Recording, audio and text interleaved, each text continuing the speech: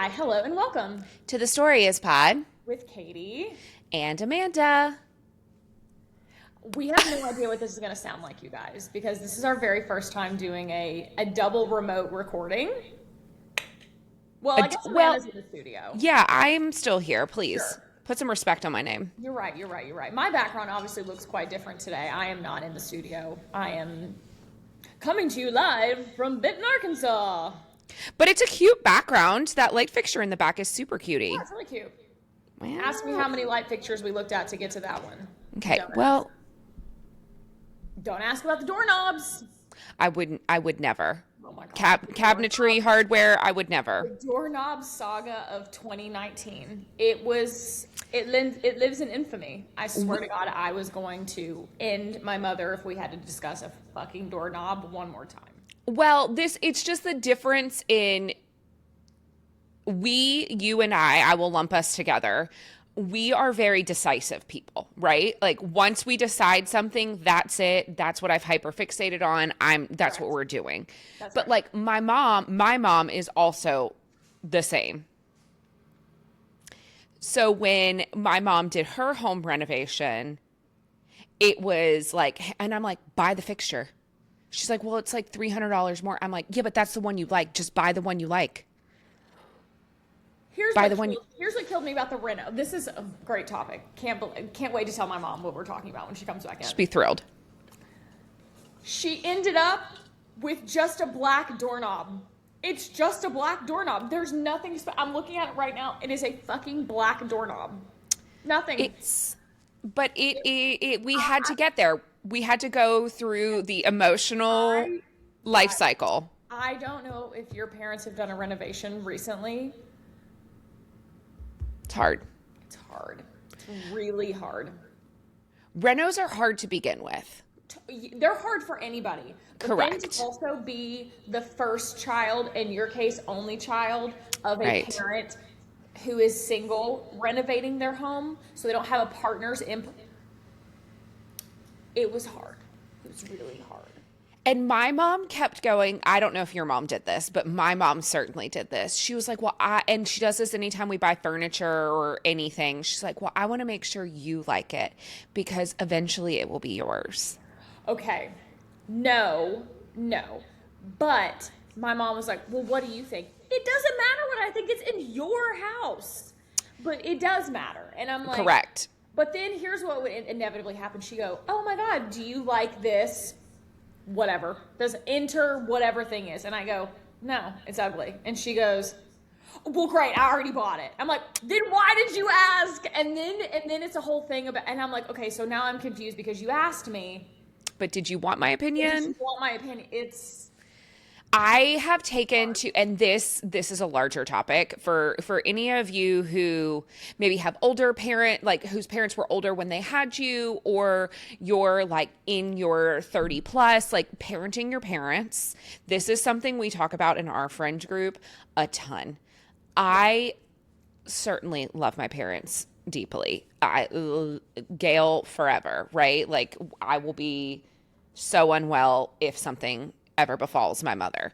But the shift in becoming the parent is something that should be talked about more widely because especially as an eldest daughter, which you are, I am an eldest daughter, only child.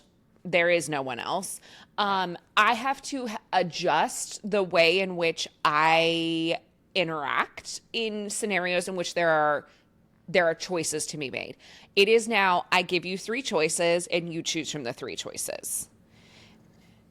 That is what I had to do, and which is especially hard for me because, as Katie knows, being one of my closest, dearest friends, I like to give my friends the illusion of choice, in which we fight. The only thing we really fight about is where we're eating.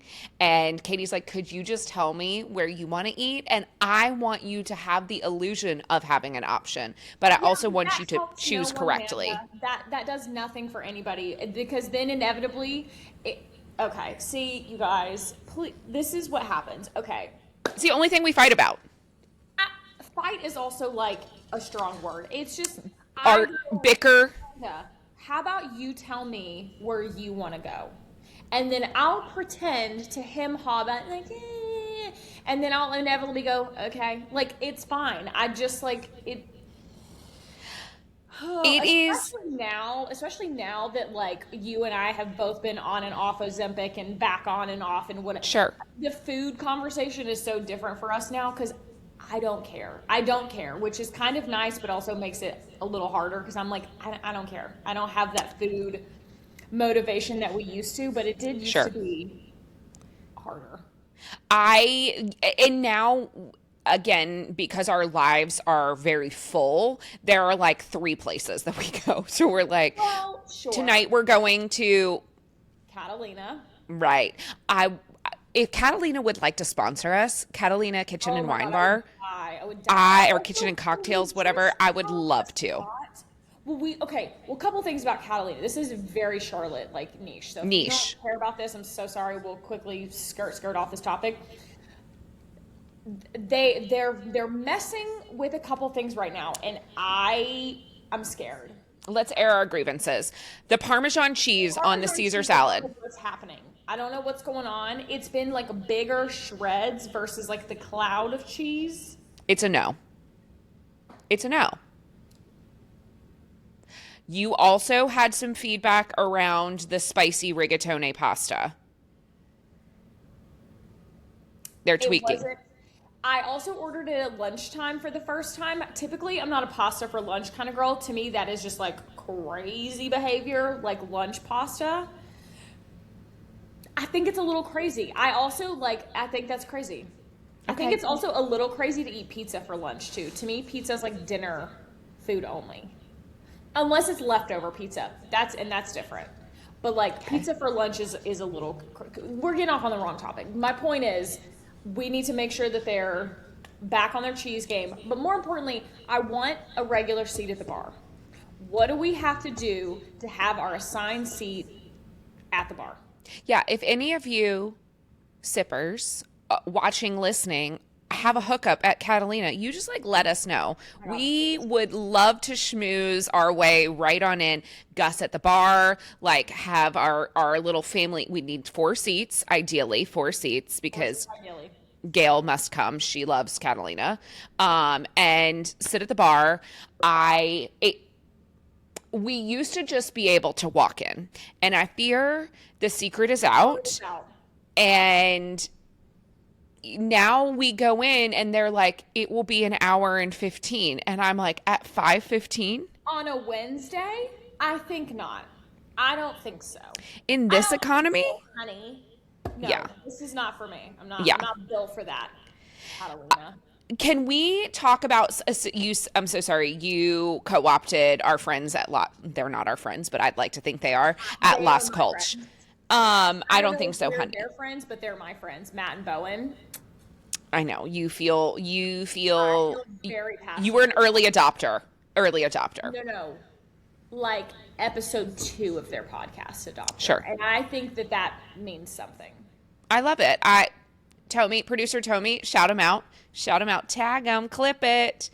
Hey, I'm a Katie. I'm a publicist, Katie. Hi. Matt and Bowen, if you see this, I literally adore you. I worship the ground you both walk on. I followed you from when your guests were like your friends. Mateo Lane was like an early guest. Oh my God. I love Mateo. I love Mateo. But this was like before Mateo was like blew up. Yeah.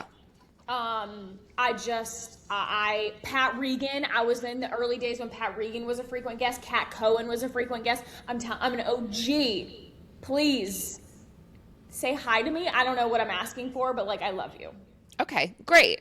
Appreciate that. I would like to co-opt I Don't Think So, Honey, for just like a second. Oh, so I Don't Think So, Honey for us? Yeah. Well, I fear that it's going to be a hot take, but I love it. I Don't Think So, Honey, Coachella. I don't think so. First of all, it's hot. It's dusty. Unless you're an influencer or rich, you're camping. No, I don't think so, honey. I have seen the scamming. Have you seen the scamming that's going on?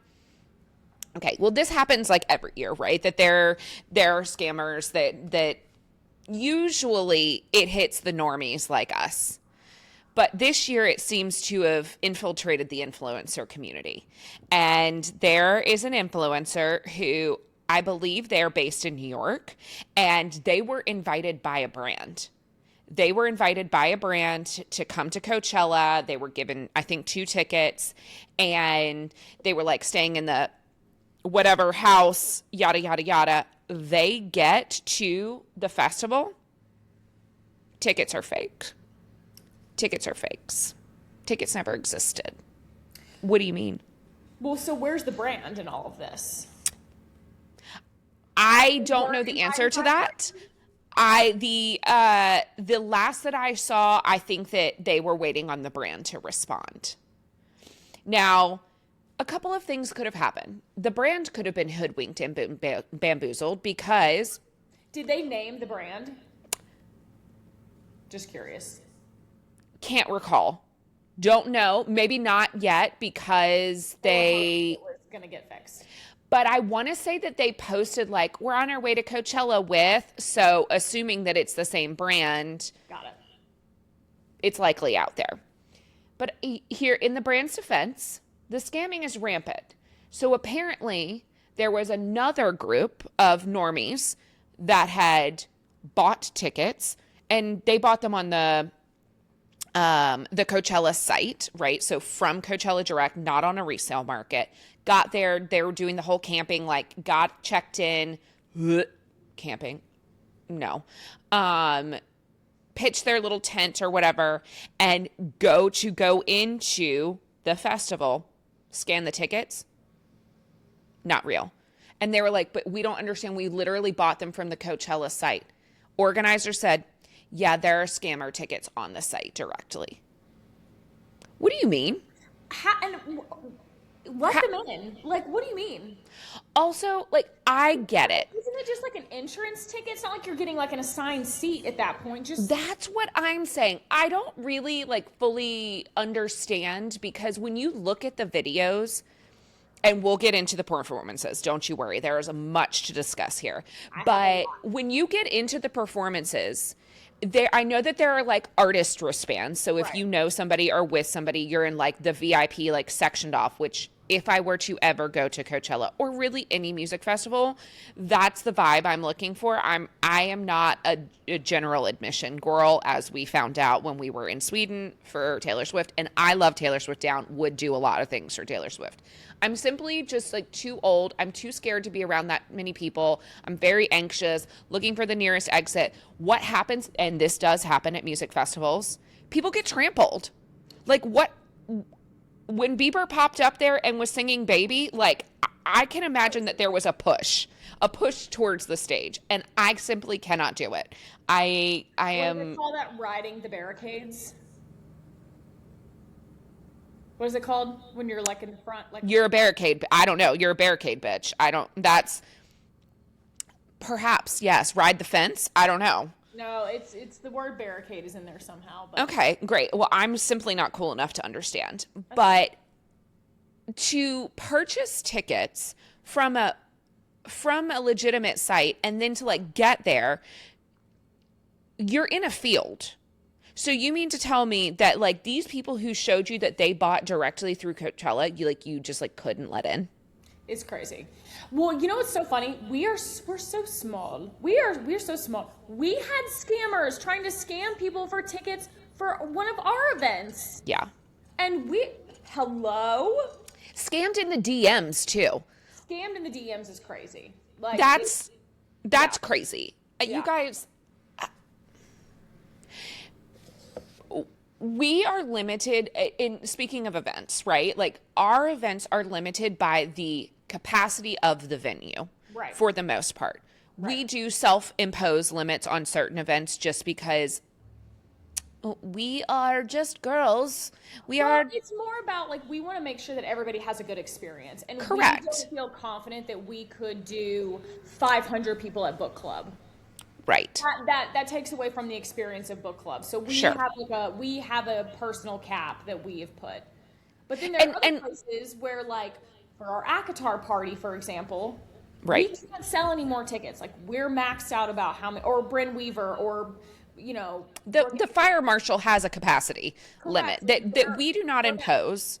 Right. And I would say for the most part, our community is very good and kind to each other. That for the most part, but to Especially in scam, person.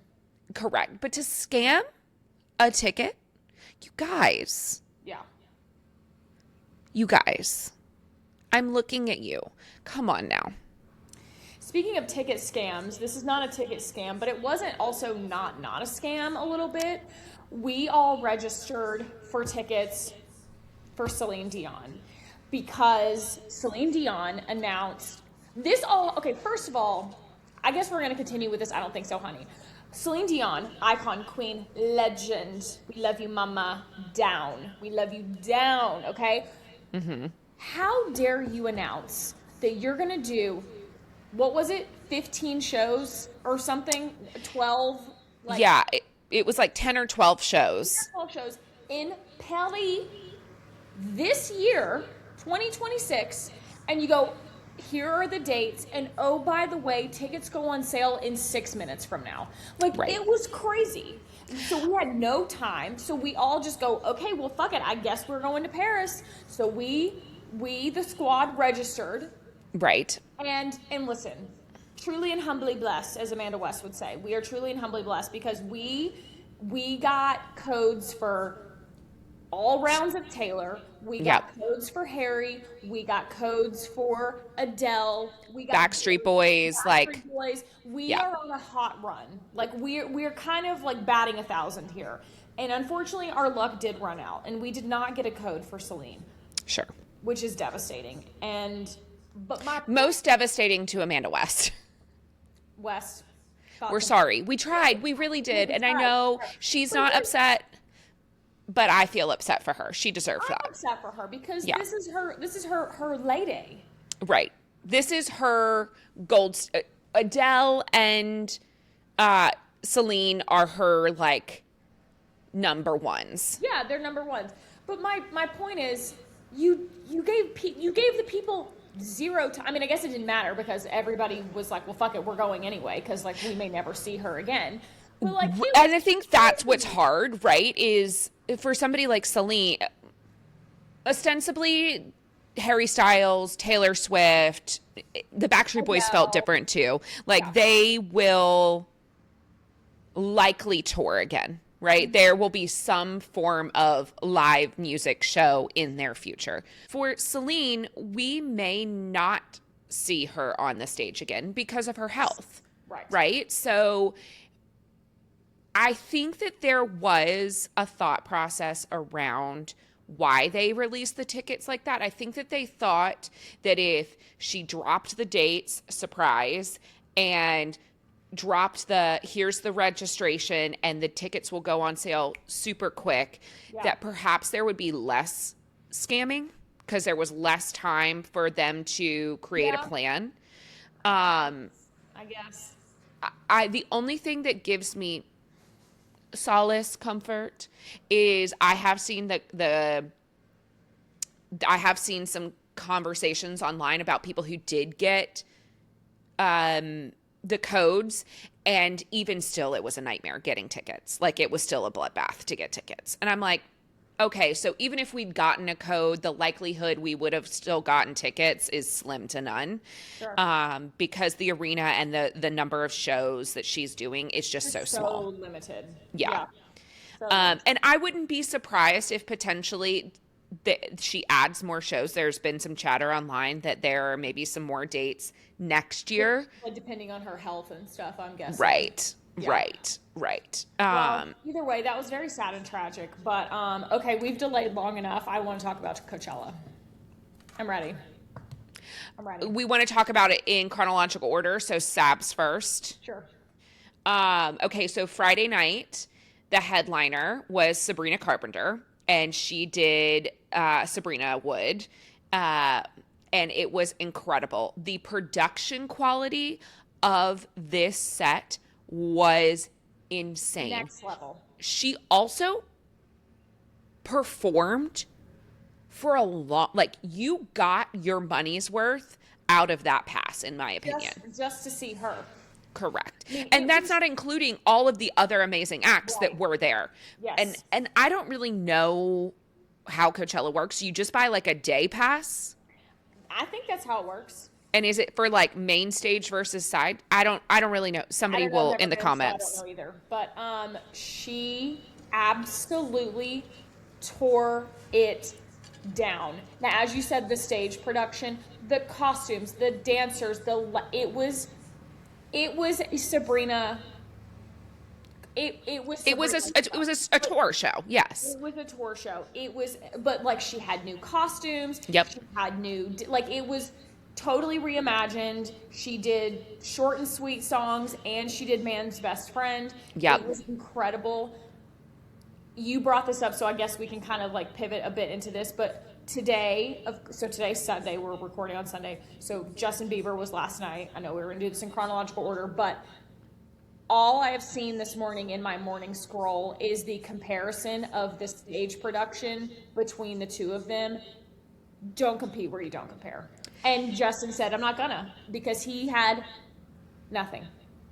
Nothing. Can I say something that might be a little bit inflammatory? Crazy. Sure. Justin's show felt, the production of it, and I get like I thought that the YouTube like was very meta, right? That he was like in on the joke and whatever about his paparazzi. You're not clocking that I'm standing on business.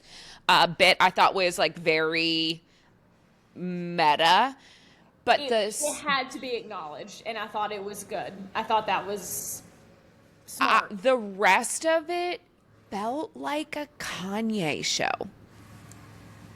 Very Kanye. I kept going, like, I'm too cool for this. Like, it's like, this is a little not beneath me. Yeah, I thought that it felt like very Kanye vibe.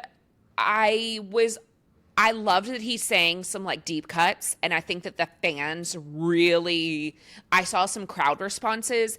It seemed like the fans were most into like the classic Bieber tunes versus like the new Swag album. I was a little, again, I haven't watched the whole live stream, so this could be just the clips that I'm seeing. It was a lot of like him singing and then stopping and it being like the YouTube video in the back or like the crowd. It wasn't like him doing full songs. Yeah, and he was like harmonizing with his younger self, which I thought was kind of cool. Yeah. Because his voice is obviously so much different now than when he was a kid. I mean, he was a kid when he recorded Baby, right? Yeah. He doesn't sound the same. So I thought that was an interesting way to kind of to play that, but it gave like a little low effort or something. I think it's just so hard after watching Sabrina, who was just doing the most. And and then you've got this like extreme, two ends of the extreme of like, it was unbelievable what she did. And like Susan Sarandon and then correct. Will Ferrell. Yeah. Like so cool and so planned. Everything they had, it was just so clear that she has been working on this for a very long time. Correct. And then Justin's felt like I didn't want to be here 2 weeks ago to do this or something. Having said that though, I thought he looked healthy. Yeah. I thought he looked good. I thought he sounded like good. I thought he looked like present and like healthy. And so for that, I was very happy.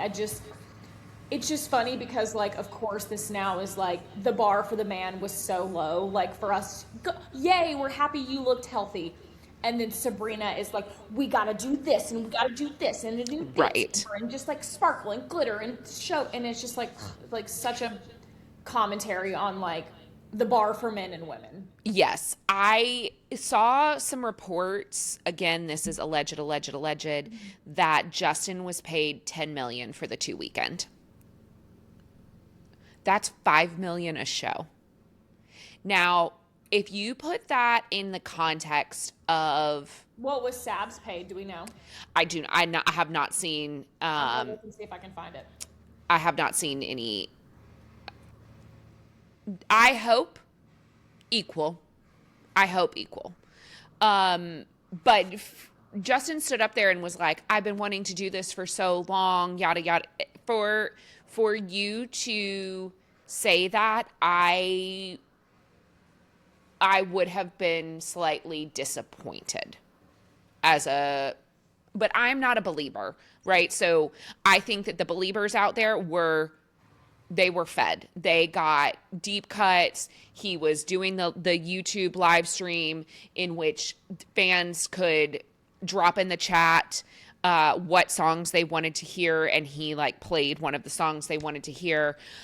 It did feel like to me that he was more interested in singing or like giving the full tracks on the swag tracks. And that would have been, for me, a little bit disappointing because, again, as someone who is not like a super believer, right? Like the older stuff is so nostalgic to me. That's what I would have wanted to see. I am curious to see if he mixes it up because he did have a bunch of special guests to see if he mixes it up for next weekend. The same with Sabrina.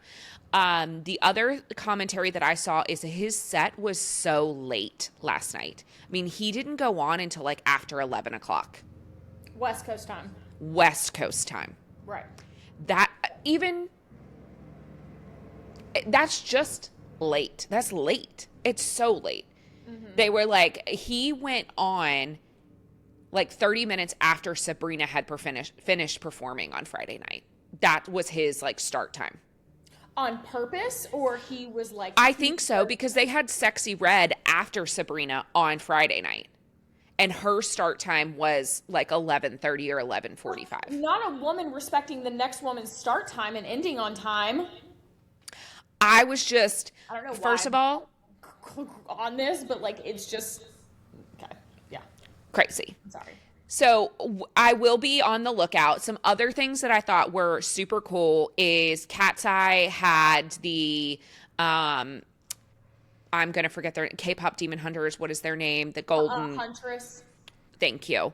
Had them out on stage, which was, Cat's Eye has had some news come out in the last week that Manon was not going to be present, and Giving Zayn left the band. That's what I just keep saying. They keep saying she's on a break. Listen, I hope she comes back because I think Cat's Eye is so cool. Like, I think they are just so cool. The Jeans and they're like commercial that they did for Gap. They're like, their trajectory is they're on. There is no limit. Like they right. are just could go through the roof. And I'm so scared. Like, no, Manon, come back. Come back. I hope she's okay.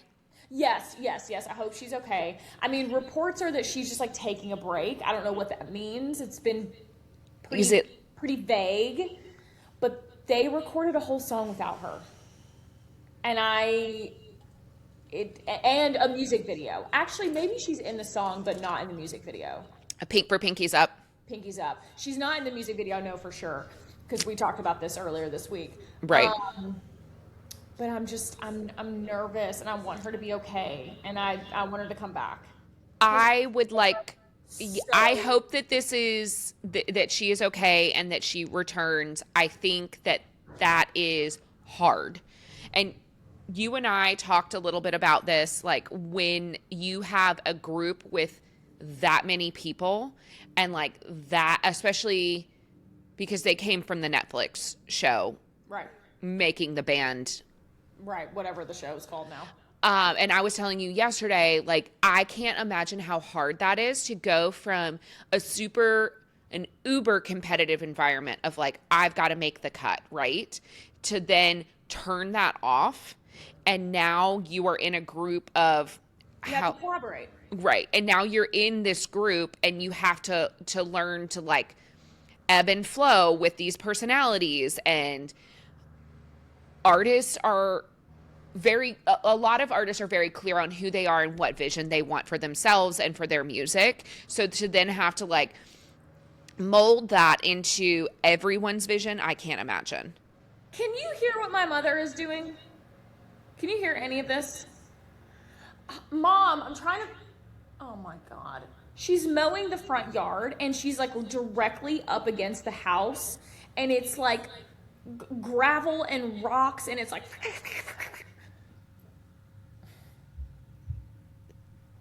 Aren't you glad to be home in Arkansas? yes, I am. Thrilled. She did ask. She's like, "Can I mow the yard?" And I said, "Yeah, that's fine." I mean, what? Yeah. So Eating your words. I can't be upset because I told her she could, but I didn't know that it was going to sound like she was mowing loose gravel out there. She's just trying to get it done before it gets hot. Yes. And I think it's supposed to rain this afternoon too, so she wanted to get it done before it rains. But we will anyway, never have that here. Women in STEM, go mom. You mow Oh, that grass. can we talk about? Sorry, speaking of women in STEM, I want to talk. This is a total left turn. Okay. Do you have anything else you want to say about Coachella? I have a couple things before we pivot off of Coachella. Don't forget your thread of thought, though. Okay, apparently Lizzo is back. Yes, I saw. She was on stage with Sexy Red. Lizzo is back. I think it's fine. I think all of the allegations against her turned out to all be false. Yes. I think. So, yay. Yeah. Also, I don't fully understand what happened. I mean, I know the allegations, but I don't know like where that went from there. I don't quote me, but I do believe you are correct that the allegations were fully investigated and that the basis in fact was loose. Got it. Okay. So that's the first thing I have. Second thing, the celebrities have been celebritying at Coachella this year, specifically for Bieber. They were out and about. Specifically, the Jenners were there. I know you don't give a rat's ass about the Jenners. That's fine. I do. That's okay. Kylie has been on Taylor Swift's Instagram posting like a mad woman. She was doing the most to support her friend Justin. She was wearing the Justin t-shirt. Like, you could tell that the Bieber camp put out the word of like, hey gang, we're calling in all of our favors from our famous friends. We need everybody posting about it. And they did. They also, of note, Hailey Bieber's skincare line Rhode did an activation as well. They had a big like road festival, if you will. I think that they have done that before. Yes, but I think that this was extra special because the Bieber family was the family of the festival. Sure, that makes sense. Also, Katy Perry and Justin Trudeau were there together. They hard launched on the gram earlier this week, or maybe it was last week.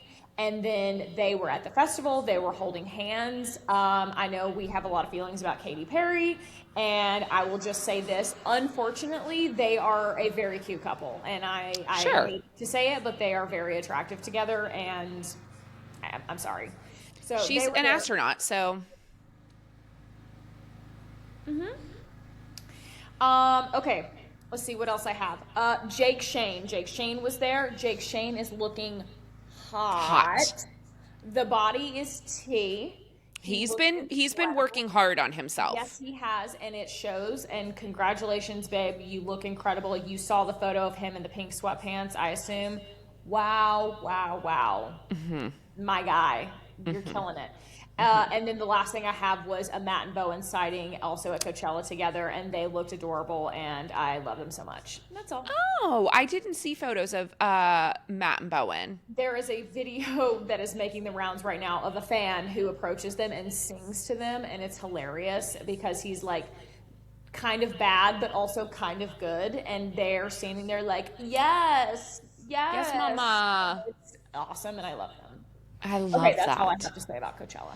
Okay, well, I would like to pivot to something that gave me hope and happiness the last week, and that is Artemis II. and the space mission going further than any human has ever been, dark side of the moon. We all, I'm sure, have seen the clip now of them requesting NASA to officially name one of the craters a bright spot on the moon named Colleen. Carol. Oh, sorry, Carol. I thought her name was Colleen. Apologies. Carroll. Right. Apologies. That's why I got it confused with Colleen. It was the most touching thing on the internet and gives me hope and faith in humanity. It was really sweet. It was incredible. I also have loved watching upon reentry and return to Houston, all of the astronauts do like a debriefing in front of like all of the other NASA employees, I guess, like other astronauts, et cetera, other people in training. And they have just been talking about how Earth is like our crew. What is the female astronaut's name? I can't remember her name off the top of my head. I'll look. Thank you. Go ahead. She's from North Carolina, or has ties to North Carolina, I should say. And she stood up and was giving her remarks. Christina, thank you. Christina was standing up and giving her remarks. I believe it was yesterday. I saw it this morning. About she had been asked prior to the mission what was the difference between a team and a crew, and she ended the conversation by saying that Earth is our crew, like everybody on Earth is our crew, and that Earth is this kind of like utopia amongst the stars, that there is nobody else out there like us. And it was so touching because there is so much divisiveness in the world right now. But when you really step back and think about it, like, there is nothing else like us out there, and we should be working together to like keep us together, alive and floating on this rock. And it just has been so beautiful to see these people who have different backgrounds come together, and they've had such philosophical things to say about this mission and about the perspective that they got looking back on Earth from the moon and what that was like for them. And it gave me such hope, Core. It's also interesting too that it happened like within just a couple weeks of like Project Hail Mary coming out, which I think is interesting. So we're really having like a space moment right now, really in our space era, I would say. Yep. And yeah, it was a nice little piece of hope, Core, because boy, do we need it. Yeah, we needed a win. Brutal out here. Yeah, we needed a W. Yeah, I also saw something yesterday which I thought was interesting, that all of the astronauts on this mission were products of public school, which I thought was kind of cool. Very cool. I also saw that they used recycled parts from the Challenger mission in the spacecraft. Yeah. So in a really like beautiful full circle, the Challenger crew who tragically lost their lives upon launch. Was that back in the 80s? I think it was. No, it was in the 90s, I think. Well, Challenger, maybe it was like 88. Let me see. I thought it was before I was born. It was certainly, I don't recall it if it was 86. 86, yeah. All of the crew aboard that mission tragically passed. So it was sort of a beautiful wink that they finally got to go to space. And that really did something to me this morning when I saw that fact. And I was like, that is incredible. Yeah, it was also, all the videos that I have seen I was nervous about their re-entry too, because there was a lot of talk about the heat shield, and they had to like when they did Artemis 1, the test round, the heat shield like didn't work as well as they needed it to, and so they had to reconfigure the heat shield, but they didn't end up really doing anything differently. They just had to change the angle that they came in back into the atmosphere, so it was all on he's not captain, commissioner, leader? Yeah, I think is he not captain? I thought he had like a different name. Crew leader Reed, Commander Reed, he had to like come in at a different angle. They didn't end up changing anything, so it was all up to him. Yeah, they asked him right before they started their like re-entry, one of the last interview transmissions they did. They were like, "Are you so excited to get back home? It's like done. You're on the home stretch." And he was like, "No, because for 13 minutes, everything has to go perfectly." And then in those 13 minutes while they were in their like descent or whatever, there's like a 6 or 7 minute time where there was no, like they had no communication. They knew that they wouldn't, but there was right. Like, can you imagine that being the longest fucking 6 minutes of your life? Just like you're doing 25,000 miles an hour. What do you mean? And then those big things are going to slow them down to 20 miles an hour before they hit the water. It's just all so crazy. It's just so crazy that we're like able to do that. There was one last thing, and then I promise that we can stop talking about it. But there was was it Apollo 11? I think it was the last surviving member of Apollo 11 or Apollo 13 passed away this past August. And before he passed, he recorded a transmission to the Artemis II crew for when they made it. And they got to play it. So he got to... No. So he got to tell them how proud he was. Oh my God, stop. And that they got to see something that so few humans get to see. And it really got me. Oh my God, no. It just, we need a lot of hope. And that gave me such hope core. And Tommy, I'll see if I can find it and send it to you because I think that everybody should see it. And I loved all of the images of mission control back home that NASA posted. With an amaze. And yes. Like, oh, it was so good. And it's like 90% women in the control room. Love. And I think in a time in which it has been made very clear the people in power in our country and really across the world that don't value women's contributions, to see that on the internet, much like we talk about with romance novels and romance writers, like we are valuable, our voices are valuable, our brains are valuable, and like just to see that reflected, like I hope that this little girls get to grow up and see those images and get to see Christina being one of the few women who's been able to make it farther than any man has ever been. There's been a lot of fun sorry, that really got me. Stuff this week from like teachers and stuff of like, you know, elementary school kids, and there's been a lot of little girls, or, you know, again, these are like tweets from the teachers, and the teachers are like, yeah, and all the little girls, or, you know, I had a girl in my class today tell me, did you know that there's a girl in there? Did you know that there's a girl in the crew? Yes. And like, she's the science specialist or whatever. And it's very cool. We need this. We needed a W. We got a W. I love it.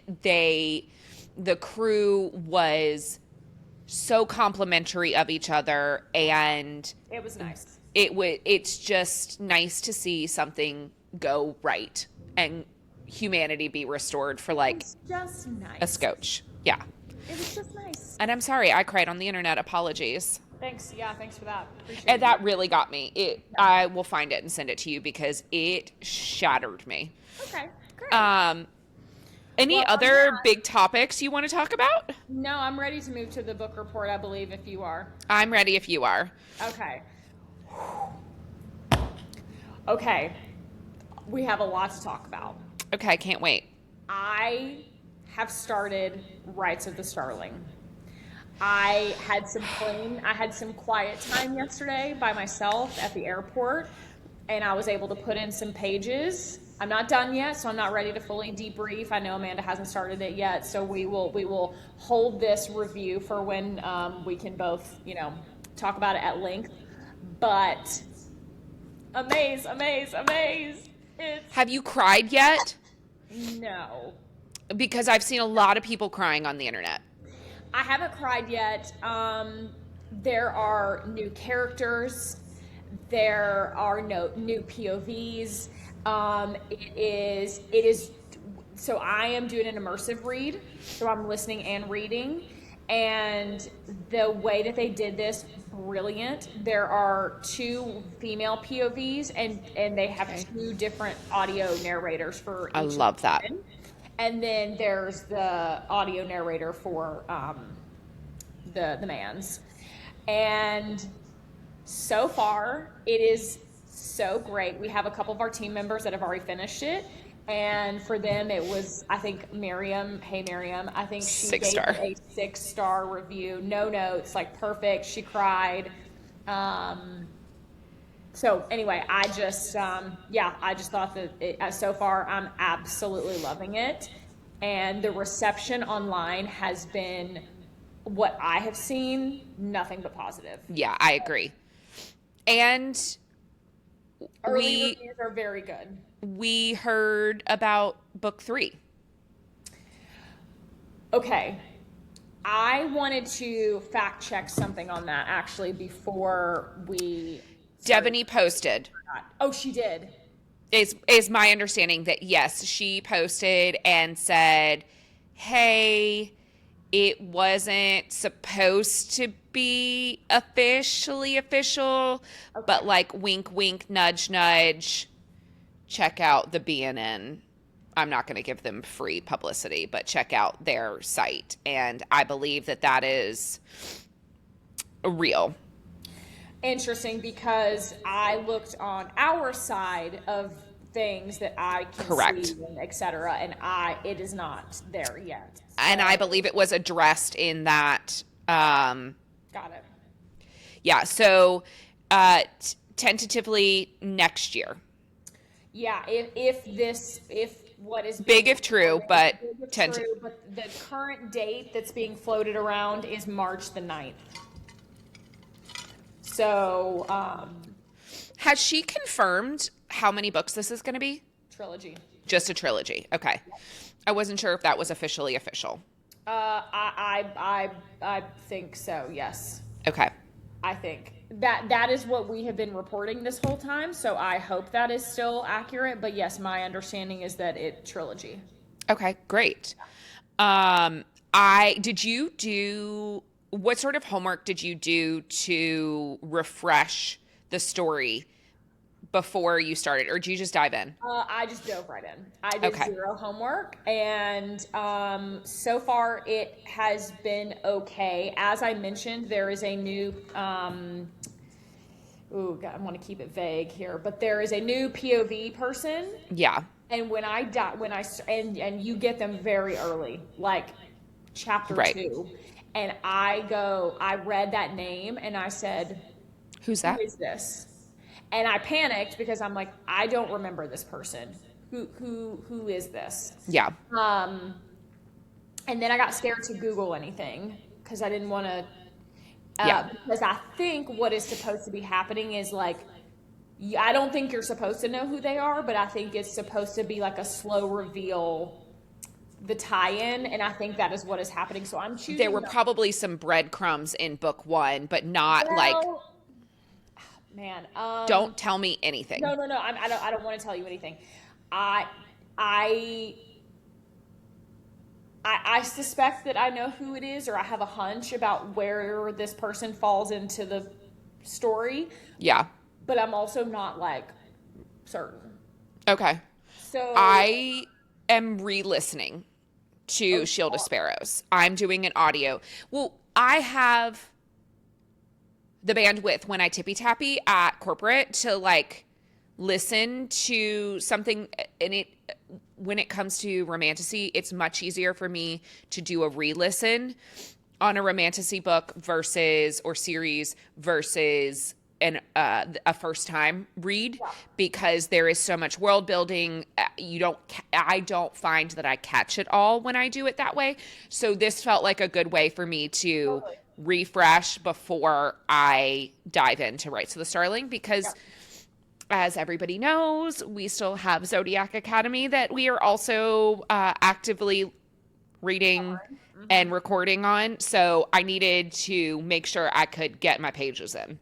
Yeah, makes sense. Makes sense. The Fantasy Fangirls, I know, did a recap episode as well that a lot of our patrons at the store were telling us about and that they listened to and that they really liked, and apparently that was very helpful. So, and it's about an hour long, so if Yep. you don't have time to do a full reread, but you can, cut out an hour of your time, that has been a good resource for a lot of people too. Yeah.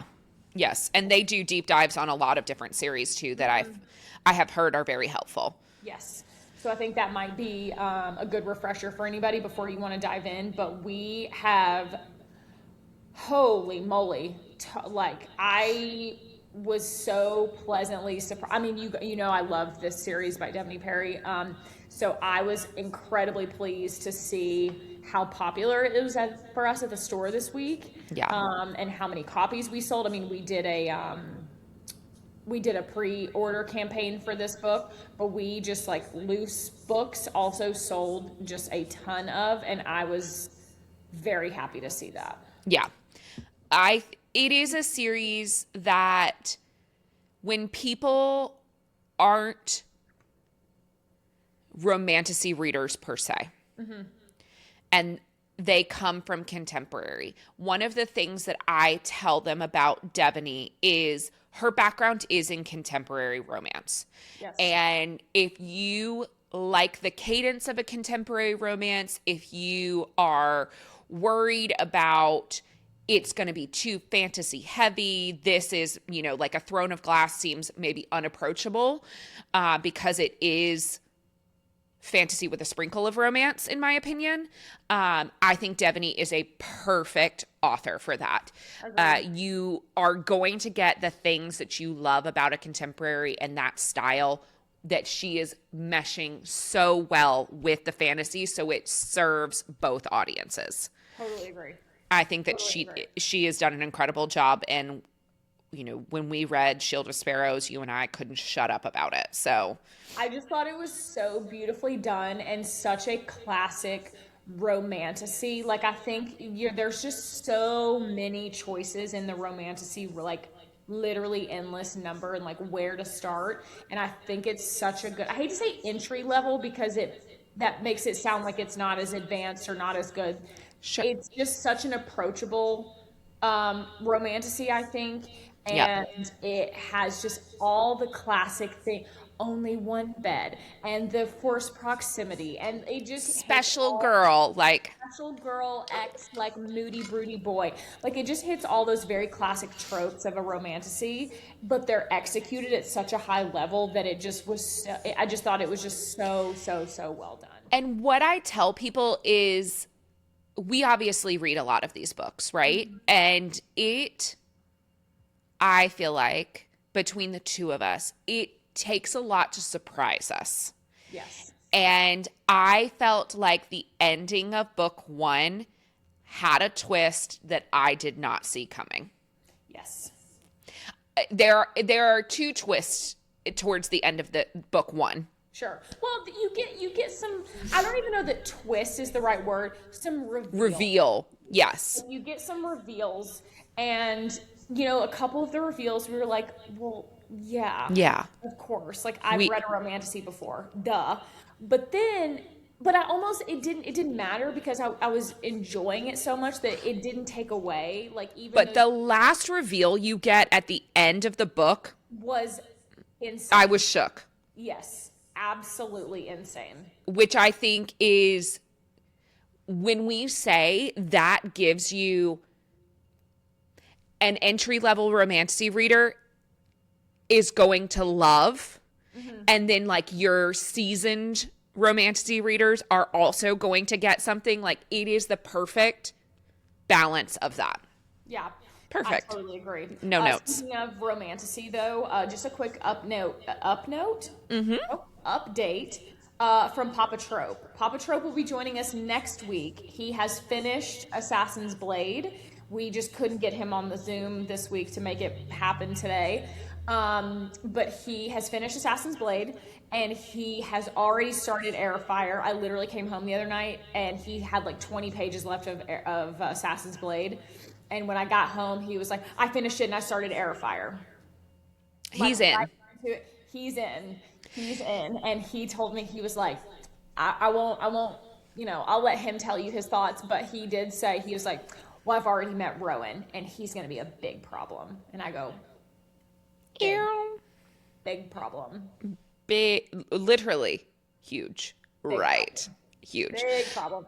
Do you think that we could bully Charlie?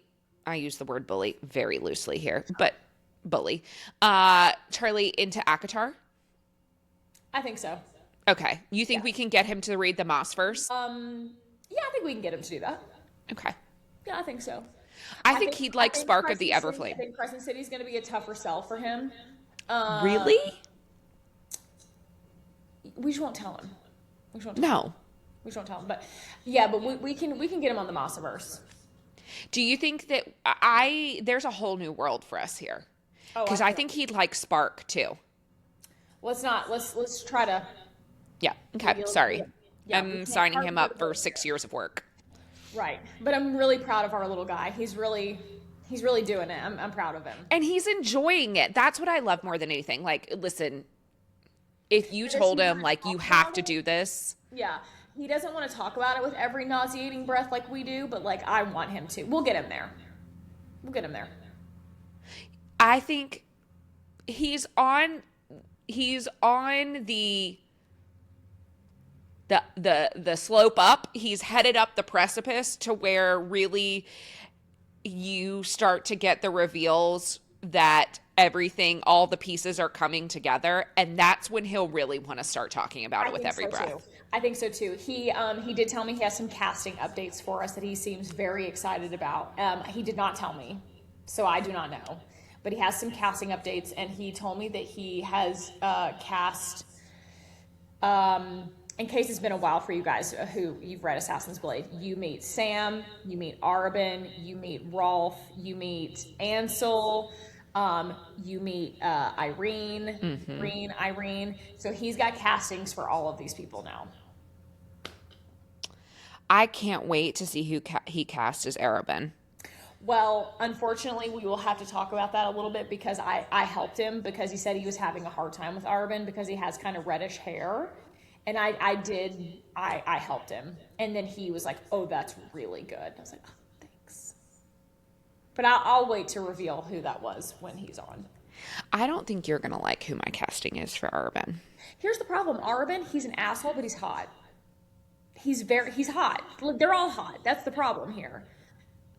Do you want to wait for Charlie to tell me? No, I want to tell because I'll forget between now and then. Viggo Mortensen from Hidalgo. Hidalgo? Isn't that a cartoon? No. Nope. Okay. Yeah, I like Viggo Mortensen. That's good. I like that. It's just very specifically in that movie. Okay. Yeah. A 2004 film. Okay. I believe you. I'll look it up after we get done. I'm going to send it to you right now. Okay. Well, then I guess I'll tell you who I punted for Charlie. Michael Fassbender. Oh yeah, it's kind of same vibe. Are you're imagining Michael Fassbender with the longer hair? Yeah. Or are you imagining he's got short? Longer hair. Yes. Yeah. This is so hard that you're not here. I know, it's devastating. Because normally I'd be like, yeah, just... Okay, and then, okay, so I am reading Rites of the Starling. I'm back to my book report. Yes, sorry. Rites of the Starling. And then I'm listening to the Alchemary. It is so good. It came out this week as well. Yep. The author's name is Rachel Vincent. Oh my God, it is so freaking good, you guys. Dark academia. Our FMC is in her third year of alchemical school, and she wakes up on in the third year is your final year. This is where you become like a master alchemist. She wakes up on the first day of classes. No memory of the last 2 years. Can't remember her studies. She's a star student. Like can't remember anything. There are two brothers, and like we're like, which brother are we vibing with? We don't know. Like it is just, oh my God, I'm enjoying it immensely. It is so freaking good, and like I said, I'm doing the audiobook for that one, and I should have that done by the time I get home because I am locked in. I love it. It was very, I feel like a very hyped release. Yes, and it was really popular in the store this week. Yeah. So yes. What have you got going over there? What am I currently? You asked me what I'm currently reading. Yeah, what's going on with your reading? I am doing a re-listen of, like we said, Shield of Sparrows in preparation for my Rites of the Starling. Listen, I had a pretty good audio week last week. Obviously, we finished finished physical read of Ruthless Boys Warrior Fae Book 5. I am currently finishing up Daggermouth for book club on Tuesday, which I cannot wait to talk about. How far into Daggermouth are you? Like 300-ish pages. Okay, can we talk about it briefly? Give me your thoughts so far, because I of course have already finished it, but I just want to briefly touch on it since I don't get to come to book club tomorrow night. So like I want to briefly talk. I'm a little bit nervous that I'm a little bit nervous to talk about it yet, only because I'm just scared that something is going to get spoiled for me, and I don't want anything to be spoiled. But I will tell you. Okay, so currently, when we started the book, because you and I you told me, you were like, hey, listen, I'm 70 pages in, and I'm not sure I'm locked in yet. Yeah. And I agree with that, because I felt like the first 70 pages when we were doing like the world building, right? I was like, oh, it's giving Hunger Games, right? Like you've got the rings, you each divergent, any of those. Rings where people live. Correct. The concentric rings. So yes, sorry, the rings of the city. And in the middle, you've got the rich folk, right? And they know no pain, no, I say that they do no pain, but they're forced to wear masks, which I thought was interesting. Mm-hmm.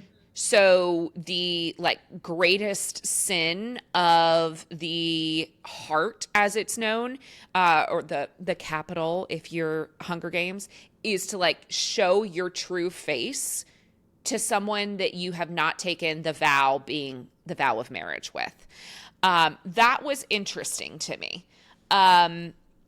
We have a bit of a murder mystery on our hands. The ruling family, the eldest boy, has got, and they think it is by the Daggermouths, which we find are the assassins. They are from the outermost ring, the boundary, and they are the poorest of the poor, the sickest, the District 13s, if you will. Where I am currently, our FMC is being forced she tried to assassinate our second eldest boy, and is now being forced to marry him to bring union to the people, peace, if you will, by a really good villain, Daddy Maximus. He's a great villain. He is a piece of shit. He's awful and only gets worse. And Spoiler alert, I guess. He sucks. yeah, I assumed that he's not going to see the light, if you will. He is planning something because he's starting to cut off supplies to the outer rings. And our boy Callum, who is friend of our MMC, Grayson, Love Callum. Wait. Yeah, I can't do it either. I'm in the battle with a fruit fly over here, by the way. I'm not just like waving at nothing. I'm in a hot I can do the K-pop one. There we go. Is that right? Yeah, I think so. It looks like a heart to me. Looks amazing. We are hatching a plan to Callum is hatching a plan with Grayson to get him out of having to marry Daggermouth. Shadera? Is that how you say her name? Mm-hmm. Okay. So yeah, I'm in the throes of that. If you nasty. Shade. I love that nickname. Yeah. Yeah, she's I have some castings. I'm ready to talk about it. The girls at the event last night were asking me, and I was like, listen, I have my thoughts. Who I'd like to cast her as? Our new friend, Z. Ooh. Z. Kaylee Galen. We hosted her last week for Romance She Rodeo. would be an incredible casting. When I saw her, I was like, you're shade. I hope slide into the DMs and tell her that. She'd love that. I feel. I should have told her when we saw her. But yeah, that's all I could think about. I have a couple of castings. I'm not going to drop them here because this episode will come out right before our book club, and I am saving my castings. Sure. I am really liking it. It is a very fast read. Mm-hmm. I love dystopian, so no one is shocked that I'm in. I just can't believe the way the dystopian has like taken back off again. I mean, I'm thrilled. It's so like, what is it? Art imitates life. So like maybe, that says a lot about what's happening in reality right now. But man, I am so locked in on these dystopian romances. I think, again, I say that I'm not a romantasy reader. And that's a lie. I know. You're in now. But dystopian to me is... it's easier entry because it is typically humans, right? So there is not necessarily a magic system that you have to learn. Mm-hmm. I think the biggest thing with typical dystopian romances are like mutants of some sort because they've been exposed to like... Because I love Savage Lands. Or like radiation or something, but like for the most part, you're right, they're humans. And nobody's transforming into something with wings. And they're not usually like centuries old either. The people, yes. The people in dystopians, yeah. Right. Which is why we've talked about this ad nauseum, but that is, I think, why these types of books lend themselves so well to like movie and TV adaptations, like so much easier than our beloved like romantasy, like true romantasies do. Yep. Because you don't have people that are 500 years old, and you don't have people that sprout wings out the back of their, back and take flight. 1000%.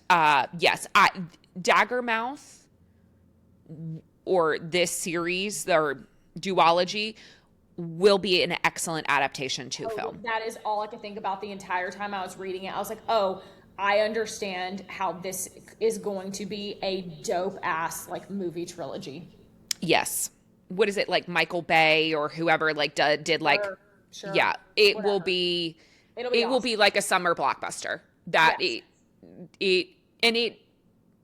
story and what needs to happen deserves the same budget as Hunger Games, right? Like that was a massive budget film. I think would be incredible. Yeah. Other things that I am reading right now, or that I read last week, I started and finished The Correspondent. Yes.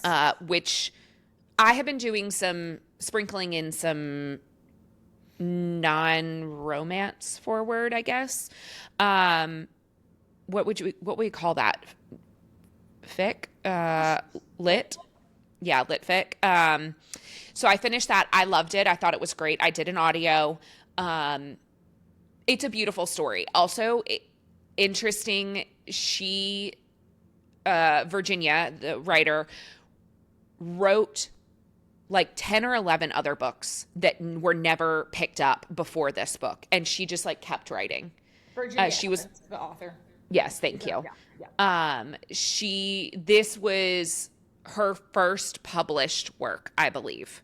Like traditionally published work.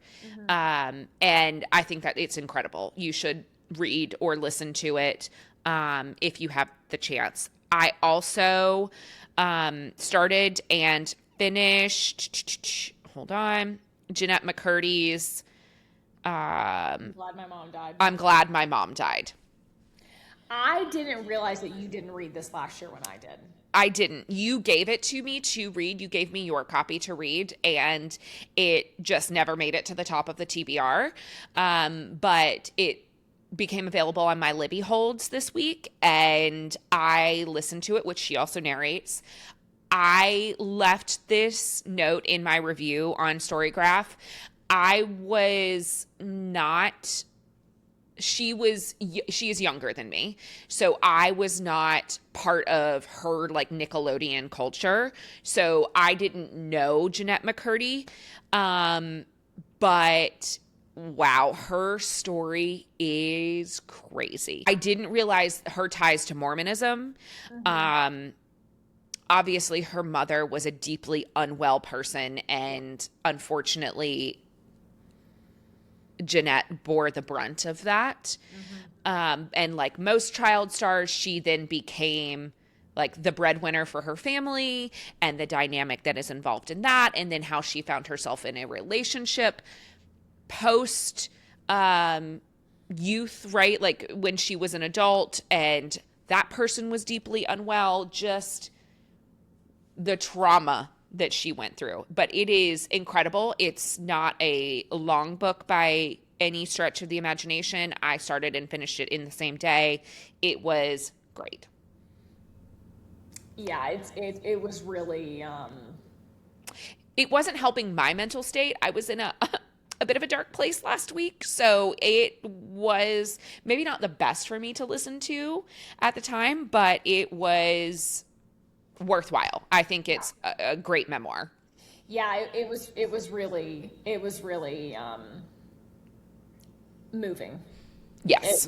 It was very, very, yeah, I didn't realize that when you told me you read that this week, I was like, oh, that's a choice. After I got some, shall I say, alarming text messages from you earlier this week about walking into traffic, it was fine. I was just having a time. But we're on the other side of it now. Yeah, no, we're fine. It turns out you lost your evil eye and you found it and you didn't know, and now it all makes sense. So your chakras were just misaligned. Listen, the evil eye is a real thing. Wards off evil spirits. Like, I'm very woo-woo. I believe in everything. If it's been around for a gajillion years, like, it's got to be working for something. So yes, I wear an evil eye stud in my ear. I lost it. I found it. The universe allowed me to find it because it's tiny, right? Like I was like, oh, this is gone. We're done. We just are done. So I woke up after realizing it the next morning, and I found it on the floor in my bathroom, and I thought, thank you, universe. Explains everything. Yeah, it explains everything. But that is what I read last week. Do you have anything else that you wanted to add? No, I don't think so. I think I've pretty much covered everything that I've had to talk about this week. Okay, good. I guess on that note, we're gonna do our little like normal wrap up. So, actually, before we hang up, sorry, I did have one last thing. I would like to introduce a new segment to the podcast every week, if that's okay with you. Walk with me here. I'd like to give the people, because I think this is just interesting, and like I like data like this. I just think it's kind of fun. I would like to start giving everybody the top 5 selling books in the store from the previous week. Oh, I love this. I think that's fun and interesting, and like lets everybody know like what the girls are reading that's not us, and like the new stuff, and like what's trending, what's hot, what's cool. So if you don't mind, indulge me for a moment. Okay. If you could keep count for me, that would be great. Okay. Okay. We had number one, kind of by a lot, was Rites of the Starling. That was number one seller this week. Okay.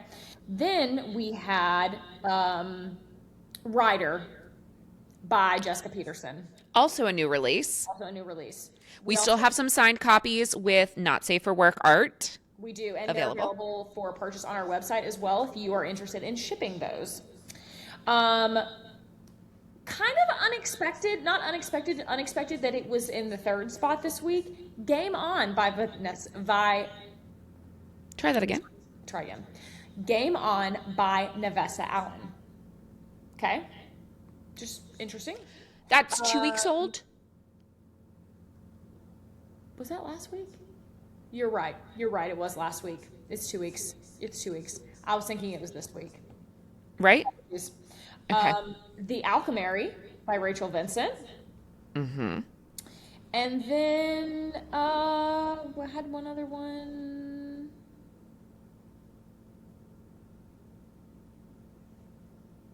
Nightshade. Nightshade has done so well for us. Autumn Woods, Sydney, who is our director of events and / bookseller like the rest of us, loved it. It is a duology. The second book will be out this year, so you don't have to wait a ton of time for it. Dark Academia. We had an event on Friday night with Veronay Vineyards, which is about an hour outside of Charlotte. It's beautiful. I had never been there. And we did a wine pairing dinner, which was so fun. Yep. And I think if I can say this, that we will likely do more of those in the future because it was just a fun, good time. But it's different to do on a Friday night. It was nice. Yeah. Yes. And Sydney's book of choice to pair was Nightshade. Yes. And we sold so many copies of that night. Yeah, we do. And it's a book too that we have it has had very, very good steady sales for us. It has been one that's been very consistent over really since it came out. So yeah, but anyway, I just think that's a fun little insight to what's hot this week and what's selling really well. And yeah, so I thought that'd be fun. So I'd like to introduce that. And maybe next week we'll do it at the top of the book report segment. Yes. But anyway, I just wanted to give those top sellers of the week. I love that. Well, per the usual, you can shop any of the books that we've talked about in the comment section below. Producer Tommy does a great job of linking those. You can follow us, follow, and subscribe us across all platforms at The Story Is Pod. We are obviously here on YouTube, Spotify, Apple Music, Instagram, TikTok. Am I missing anything? Katie says no. Great. Nailed it. You can follow me personally at 888 and Katie. You can follow me at That's Katie Mitchell.